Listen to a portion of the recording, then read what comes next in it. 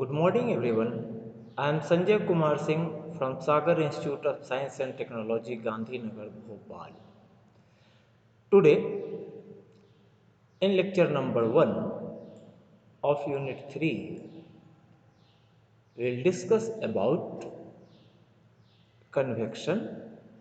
It includes definition of convection, classification of convection, dimensionless number, and MLT theta form of various parameters. According to RGPV syllabus, RGPV syllabus के अनुसार हम लोग को third unit में पढ़ना है convection. तो यहाँ फर्स्ट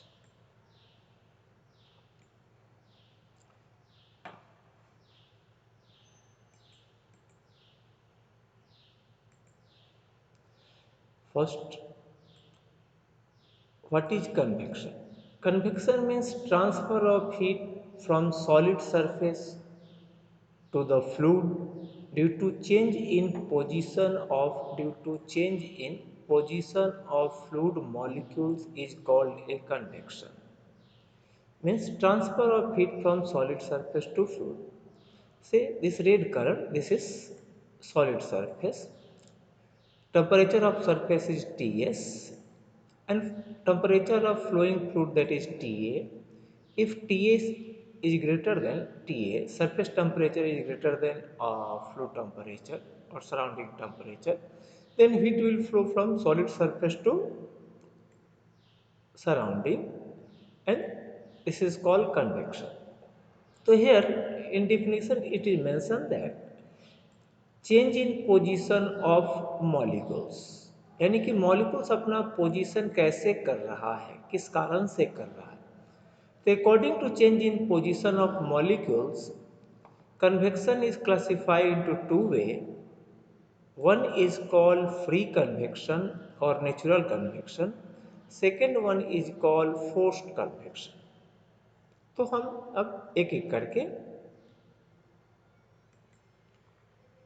देखें। First, what is force convection और नेचुरल कन्वेक्शन?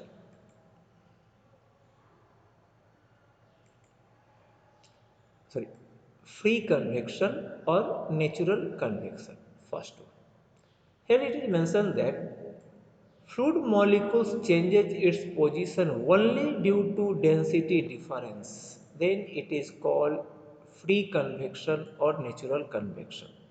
अगर फ्लूइड मॉलिक्यूल सिर्फ और सिर्फ अपना पोजीशन चेंज कर रहा है due to density difference, then that type of convection is called free convection. For example, ये प्लेट है, यहाँ ये फर्नेस से हीट गेन कर रहा है। प्लेट प्लेट का जो सरफेस है, इस सरफेस के कांटेक्ट में जो एयर मॉलिक्यूल्स इसके कांटेक्ट में आएगा, यहाँ से हीट गेन करेगा और हीट गेन करने के बाद इसकी डेंसिटी कम हो जाएगी। डेंसिटी कम हो जाएगी तो ये हल्का हो जाएगा, ये ऊपर की तरफ मूव होना शुरू हो जाएगा। जब ये ऊपर की तरफ मूव होगा तो इसके कांटेक्ट में जितने सराउंडिंग एयर मॉलिक्यूल्स आएगा, ये अपना हीट सराउंडिंग मॉलिक्यूल्स को ट्रांसफर करेगा, और जैसे जैसे ये पूरा हीट अपने सराउंडिंग मॉलिक्यूल्स को ट्रांसफर कर देगा, फिर से इसकी डेंसिटी इंक्रीज हो जाएगी और फिर से ये प्लेट के कांटेक्ट में आ जाएगा। तो इस तरह से साइकिल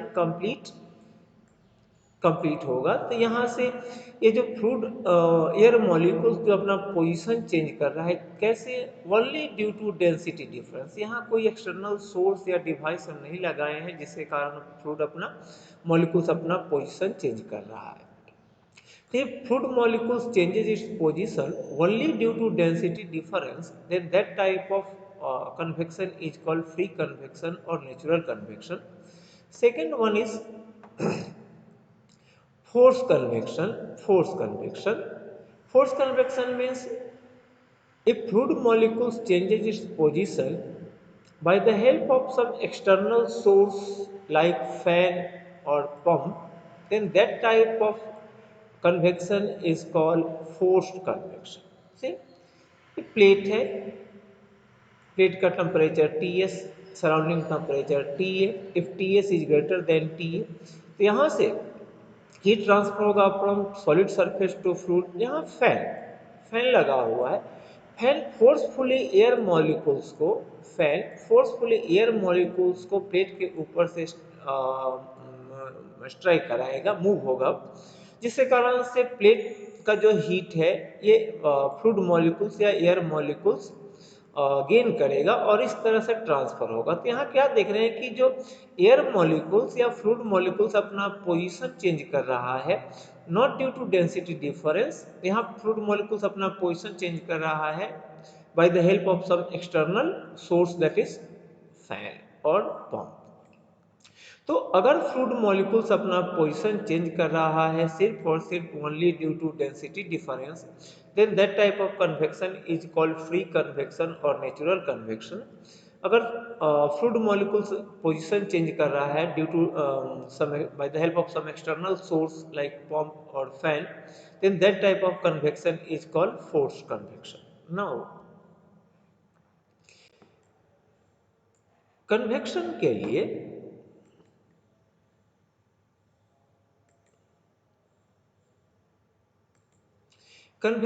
लिए जो लॉ यूज करते हैं, दैट लॉ इज कॉल्ड, जो गवर्निंग लॉ है, that law is called Newton's law.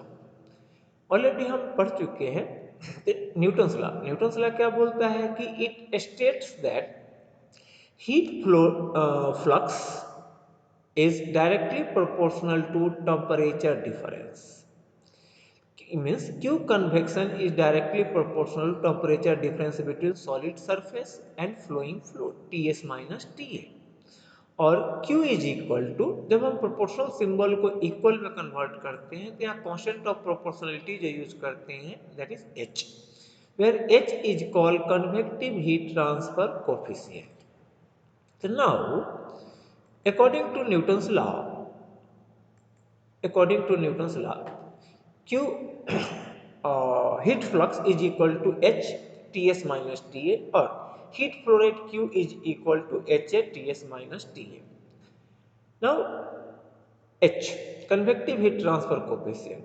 Since this convective heat transfer coefficient H depends on, ये H जो है कन्वेक्टिव हीट ट्रांसफर कोफिशिएंट, ये डिपेंड करता है वेरियस पैरामीटर पर, like first geometry of surface. Surface की geometry कैसा है, सर्कुलर है, रेक्टेंगुलर है, ट्रायंगुलर है, ट्रापेजियम है, चैनल है। तो अगर सरफेस की ज्योमेट्री चेंज कर देंगे तो H का वैल्यू जो है वो चेंज हो जाएगा। इस तरह से H depends on orientation of surface. Orientation of surface means जो वेसल है या प्लेट है या ट्यूब है या पाइप है, वो वर्टिकल पोजीशन में है, हॉरिजॉन्टल पोजीशन में है, इंक्लाइन पोजीशन में है। इंक्लाइन पोजीशन में वेरियस एंगल हो सकता है, 1 degree, 2 degree, 3 degree, like this. तो अगर हम जो प्लेट है या ट्यूब है, अगर उसका हम ओरिएंटेशन चेंज कर देंगे तो H का वैल्यू चेंज हो जाएगा। इसी तरह से H का वैल्यू डिपेंड करता है nature of surface. Nature of surface, surface very smooth है, सरफेस स्मूथ है, सरफेस रफ है, अगर सरफेस का नेचर चेंज कर देंगे तो H का वैल्यू चेंज हो जाएगा। इसी तरह से H डिपेंड करता है प्रॉपर्टीज ऑफ फ्लूइड। फ्लूइड की density, dynamic viscosity, kinematic viscosity, etc. अगर हम फ्लूइड की प्रॉपर्टी, फ्लूइड अगर चेंज कर देंगे तो H का वैल्यू चेंज हो जाएगा। इस तरह से convective heat transfer coefficient H ये डिपेंड करता है टाइप्स ऑफ फ्लूइड फ्लो, यानी कि जो फ्लूइड है लैमिनार है, ट्रांजिशन है, टर्बुलेंट है। अगर फ्लो चेंज हो जाएगा तो H का वैल्यू जो है चेंज हो जाएगा। तो हम क्या देख रहे हैं कि जो कन्वेक्टिव हीट ट्रांसफर कोफिशिएंट है, ये various parameter, N number of parameters पे ये डिपेंड कर रहा है। यानी कि H का अगर वैल्यू हमको फाइंड आउट करना है तो स्पेसिफिक होना पड़ेगा कि ज्योमेट्री किस टाइप का है, ओरिएंटेशन कैसा है, नेचर ऑफ सरफेस कैसा है, प्रॉपर्टीज ऑफ फ्लूइड क्या है, टाइप्स ऑफ फ्लूइड फ्लो क्या है। तो चूंकि जैसे ही इसमें से कोई एक पैरामीटर चेंज होगा, H का जो वैल्यू है वो वैल्यू चेंज हो जाएगा। तो क्योंकि हम अभी देखें कि जो h का वैल्यू है ये वेरियस पैरामीटर पर n नंबर ऑफ पैरामीटर्स पे डिपेंड कर रहा है। तो ये बहुत ही डिफिकल्ट हो जाता है कि n नंबर ऑफ पैरामीटर्स के बीच में हम कोई डेरिवेशन डिराइव कर दें जिससे कि हमको कोई रिलेशन मिल जाए। जब नंबर ऑफ पैरामीटर्स अगर ज़्यादा है तो उसके बीच में रिलेशन एस्टेब्लिश करना, मैथमेटिकल डेरिवेशन डिराइव करना वेरी वेरी डिफिकल्ट हो जाता है। तो जब नंबर ऑफ पैरामीटर्स अगर बहुत ज़्यादा हो और मैथमेटिकली डेरिवेशन डिराइव करना, रिलेशन एस्टेब्लिश करना अगर डिफिकल्ट होता है तो उस केस में जो मैथमेटिकल टूल का यूज करते हैं that tool is called dimensional analysis. Dimensional analysis ये मैथमेटिकल टूल है जो हेल्प करता है रिलेशन एस्टेब्लिश करने के लिए when number of variables are very large. जब नंबर ऑफ वेरिएबल्स बहुत ज़्यादा होता है तो उसके बीच में रिलेशन एस्टेब्लिश करने के लिए जो मैथमेटिकल टूल का यूज़ करते हैं that mathematical tool is called dimensional analysis. तो डायमेंशनल एनालिसिस में वेरियस मेथड्स है, जैसे रिलियाग मेथड है, बकिंघम पाई थ्योरम है। तो हम उसका हेल्प लेकर के वेरियस पैरामीटर्स के बीच में रिलेशन एस्टेब्लिश करते हैं। नाउ बकिंघम पाई थ्योरम जानने से पहले हम यहाँ कुछ डायमेंशनलेस नंबर के बारे में डिस्कस करें। First number is Reynolds number. Reynolds number it is defined as the ratio of inertia force to viscous force. The ratio of inertia force to viscous force is called Reynolds number. After simplification Reynolds number is equal to rho V D by mu और V D by mu और V L by mu. यहाँ से V L C by nu, nu is kinematic viscosity, nu is equal to mu by rho. तो this V L C by nu और rho V L C by nu mu is called Reynolds number mathematically, where L C is characteristic length. अगर plate है, plate के ऊपर से fluid flow हो रहा है तो characteristic length L C is equal to L. अगर पाइप के अंदर से फ्लूइड फ्लो हो रहा है तो L C is equal to D. For other geometry यानी कि ट्रेंगुलर शेप का पाइप है या ट्रेपेजियम शेप का पाइप है या इलिप्टिकल है, कोई भी अदर ज्योमेट्री है, स्क्वायर है, रेक्टेंगुलर है, किसी भी अदर ज्योमेट्री के लिए जो characteristic length L C is equal to होता है 4a बाई पी। तो यहाँ जो हम रिलेशन यूज करते हैं L C that is called characteristic length. According to geometry L C is equal to, अगर प्लेट है तो L C is equal to L, pipe है तो L C is equal to dia of pipe D. Other कोई भी configuration है तो उस केस में L C is equal to 4a by P, 4 into A cross sectional area by perimeter P. तो इससे हम निकालते हैं वैल्यू ऑफ एल सी और वो एल सी का वैल्यू यहाँ हम सब्स्टिट्यूट करते हैं।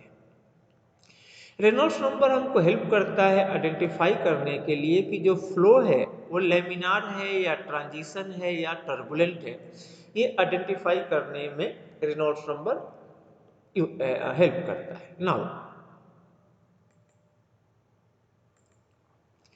क्रिटिकल रेनॉल्ड्स नंबर, अगर प्लेट के ऊपर से फ्लूइड फ्लो हो रहा है तो उस केस में क्रिटिकल रेनॉल्ड्स नंबर होता है 5 into 10 to the power 5।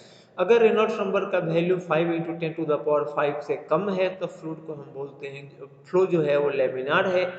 5 into 10 to the power 5 से ज़्यादा है तो हम फ्लो को बोलते हैं कि टर्बुलेंट। इस तरह से अगर फ्लूइड ट्यूब के से क्लोज कंड्यूट से अगर फ्लो हो रहा है उस केस में अगर रेनॉल्ड्स नंबर का वैल्यू 2300 से अगर कम है तो हम बोलते हैं कि फ्लो लेमिनार है। अगर इससे ज़्यादा है तो हम इसको बोलते हैं turbulent. Now second dimensionless number जो यहाँ हमको जरूरत पड़ेगा that is called Prandtl number. Prandtl number is defined as the ratio of momentum diffusivity to the thermal diffusivity. Momentum diffusivity is also called kinematic viscosity. Kinematic viscosity means we can also say कि the ratio of kinematic viscosity to thermal diffusivity is called Prandtl number. Kinematic viscosity के लिए symbol use करते हैं हम new, thermal diffusivity के लिए symbol use करते हैं अल्फा। यहाँ से इसको सिंप्लीफाई करेंगे तो प्रांटल नंबर पी के लिए सिंबल यूज करते हैं पी आर, तो P R is equal to mu C P by K. तो this is about Prandtl number.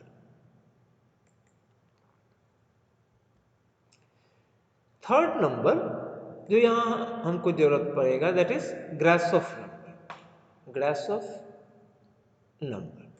Grashof number, it is defined as the ratio of buoyancy forces to the viscous forces. The ratio of buoyancy forces to viscous forces is called Grashof number.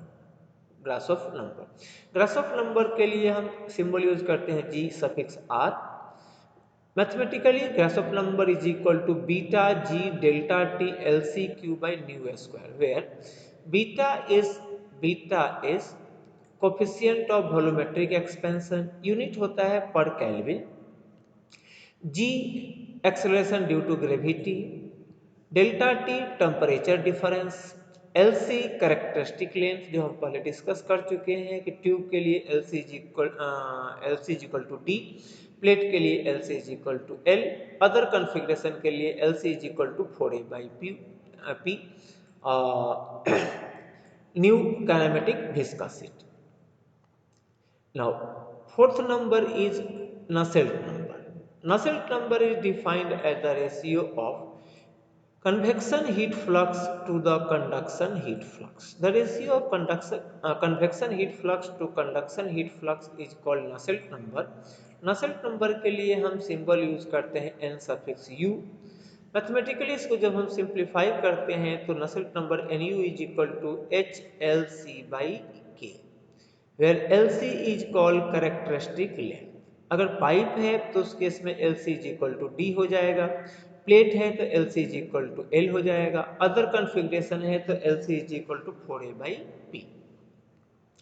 So these are four dimensionless number which is very important for convection। तो ये हमको ये 4 dimensionless number, Reynolds number, Prandtl number, Grashof number and Nusselt number, ये हमको ध्यान में रखना होगा। नाउ अब हमको डायमेंशनलेस एनालिसिस जानने से पहले एमएलटी थीटा फॉर्म में वेरियस जो यूनिट्स होता है, डायमेंशन होता है, उसका एमएलटी फॉर्म में यूनिट क्या होगा। तो यहाँ लेंथ के लिए लेंथ का ऐसा यूनिट है मीटर, उसके लिए सिंबल यूज करते हैं small m। MLT theta form में m हम यूज करते हैं मास के लिए, l यूज करते हैं लेंथ के लिए, t यूज करते हैं टाइम के लिए, थीटा यूज करते हैं टेम्परेचर के लिए। तो यहाँ लेंथ का ऐसा unit metre, MLT theta form में हम इसको लिखते हैं l। टाइम के लिए second SI unit, MLT theta form में capital T. Mass SI unit KG, MLT theta form में एम। टेम्परेचर डिग्री सेल्सियस और Kelvin SI unit, MLT theta form में थीटा। अब हम एरिया की बात करें तो एरिया का एसआई यूनिट मीटर स्क्वायर, तो एमएलटी थीटा फॉर्म में क्या हो जाएगा एल स्क्वायर। एक्सेलरेशन मीटर पर सेकेंड स्क्वायर, मीटर पर सेकेंड स्क्वायर का हम यहाँ लिख सकते हैं L⁻⁻² एमएलटी थीटा फॉर्म में। इसके बाद फोर्स का unit SI unit Newton, Newton को हम लिख सकते हैं केजी मीटर पर सेकेंड स्क्वायर। केजी मीटर पर सेकेंड स्क्वायर को एमएलटी थीटा फॉर्म में ML⁻²। वेलोसिटी का एसआई यूनिट मीटर पर सेकेंड, एमएलटी थीटा फॉर्म में L⁻⁻1। Energy heat SI unit joule, joule को हम लिख सकते हैं न्यूटन मीटर। न्यूटन मीटर को अगर न्यूटन की बात करें तो न्यूटन को हम लिख सकते हैं केजी मीटर पर सेकेंड स्क्वायर इनटू मीटर और केजी मीटर स्क्वायर पर second square. MLT theta form में हो जाएगा L⁻² T⁻²। इसी तरह से पावर का एसआई यूनिट वाट, वाट को हम लिख सकते हैं जूल पर सेकेंड, जूल पर सेकेंड को लिख सकते हैं न्यूटन मीटर पर सेकेंड, न्यूटन मीटर पर सेकेंड को केजी मीटर स्क्वायर पर second cube. M L T theta form में अगर हम लिखें तो M L square T power -3, density KG पर metre cube SI unit, M L T theta form में M L power -3, dynamic viscosity का SI unit pascal second, pascal को हम लिख सकते हैं न्यूटन पर मीटर स्क्वायर सेकेंड, इसको केजी मीटर पर सेकेंड स्क्वायर पर मीटर स्क्वायर सेकेंड, सिंप्लीफाई करेंगे केजी पर metre second, M L T theta form में हो जाएगा M L power -1 T power -1। इस तरह से काइनेमेटिक विस्कोसिटी का एसआई यूनिट मीटर स्क्वायर पर second, M L T theta form में हो जाएगा L power 2 T power -1। Thermal conductivity watt पर मीटर डिग्री सेल्सियस, इसको हम लिख सकते हैं वाट को KG metre square second cube पर मीटर डिग्री सेल्सियस, सिंप्लीफाई करें केजी मीटर पर सेकेंड क्यूब पर degree Celsius, M L T theta form में लिखेंगे तो M L T power -3 theta power -1। Convective heat transfer coefficient का SI unit watt पर metre square degree Celsius, हम इसको ब्रेक कर सकते हैं केजी मीटर स्क्वायर पर सेकेंड क्यूब पर metre square degree Celsius, simplify करेंगे तो केजी सेकेंड क्यूब पर degree Celsius. M L T theta form में हम लिख सकते हैं इसको M T power -3 theta power -1। Specific heat joule पर केजी केल्विन और किलो जूल पर केजी केल्विन, इसको हम सिंप्लीफाई करके लिख सकते हैं मीटर स्क्वायर पर सेकेंड स्क्वायर पर केल्विन, या हम इसको M L T theta form में क्या हो जाएगा L square T power -2 theta power -1। Coefficient of volumetric expansion per degree Celsius और per degree kelvin, M L T theta form में हो जाएगा थीटा पावर -1। तो ये हमको वेरियस पैरामीटर्स का डायमेंशन एनालिसिस से अगर हमको सॉल्व करना है, बकिंघम पाई थ्योरम का यूज जब अगर हमको करना है तो वेरियस पैरामीटर का M L T theta form हमको पता होना चाहिए, जिसका हम लोग यहाँ डिस्कस कर रहे हैं। तो नेक्स्ट लेक्चर में हम शुरू करेंगे बकिंघम पाई थ्योरम। तो उसके लिए ये वेरियस जो M L T theta form में जो यूनिट है, ये अगर हमको पता होगा तो डायमेंशनल एनालिसिस बहुत ही आसान हो जाएगा। तो अभी के लिए गुड डे, थैंक यू।